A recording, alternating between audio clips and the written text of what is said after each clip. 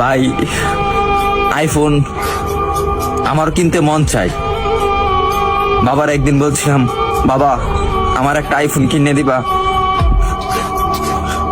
বাবা আমার দিকে তাকিয়ে বলতেছে, বাবা তোর একটা ফোন কিনে দিতে খুব ইচ্ছা করে, কিন্তু আমি 400-500 টাকা কামাই করি, রিক্সা চালাই, তোর আইফোন কিভাবে কিনে দেই? ভাই কথাগুলা আমার জন্য বলতেছি না, আমার মতন হাজারো মধ্যবিত্ত ছেলে আছে তাদের জন্য বলতেছি। আরে ভাই আমার আইফোন আছে সেটা আমি মানি, কিন্তু সবার তো আর আইফোন নাই।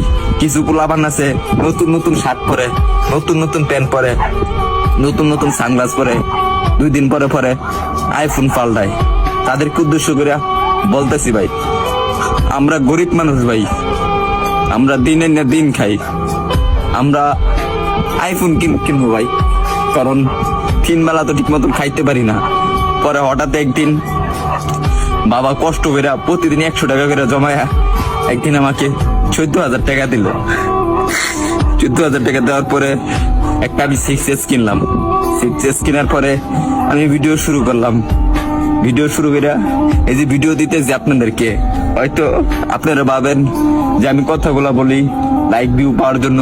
না রে ভাই, সবার জীবনে একটা কষ্টের একটা গল্প থাকে, কাহিনী থাকে, আর আমি যেগুলা বলি রে ভাই এগুলা বাস্তবই বলি।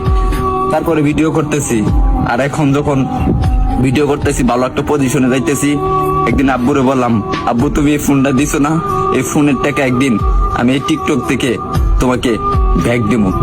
ভাই আপনারা যদি ভালো না বাসেন, সাপোর্ট না করেন ভাই, তাহলে সামনে আগে যেতে পারবো না রে ভাই কখনো।